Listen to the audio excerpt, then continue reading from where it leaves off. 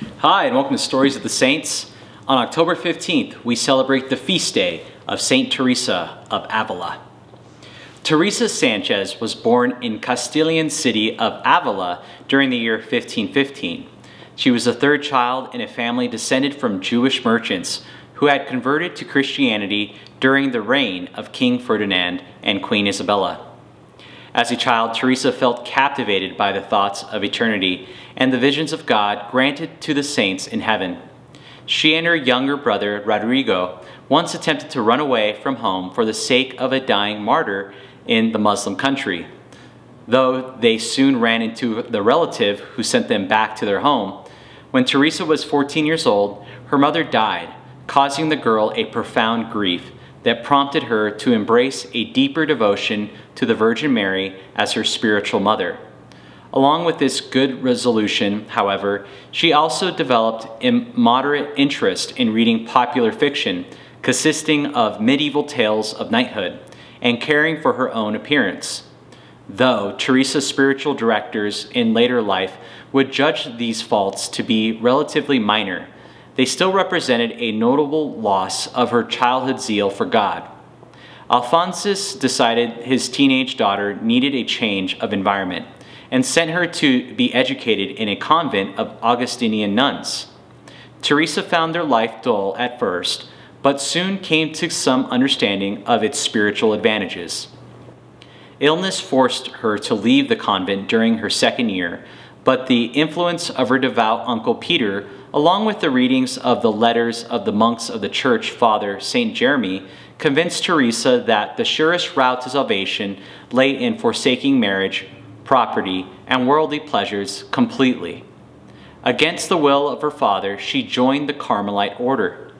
Teresa became a professed member of the order at the age of 20, but soon developed a serious illness that forced her to return home.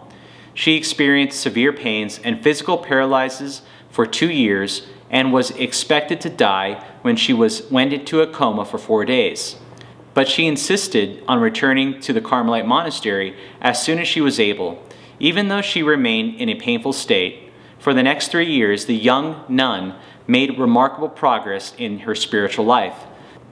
As her health returned, however, Teresa lapsed into a more routine prayer life.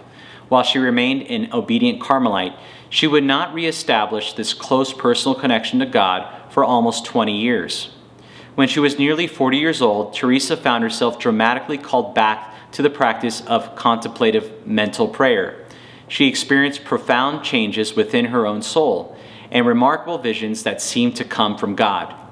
Under the directions of her confessions, Teresa wrote about some of these experiences in an autobiography that she completed in the year 1565.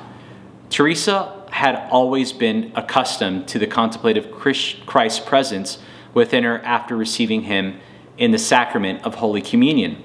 Now, however, she understood that the presence she received did not simply fade. God was in fact with her always and had been all along.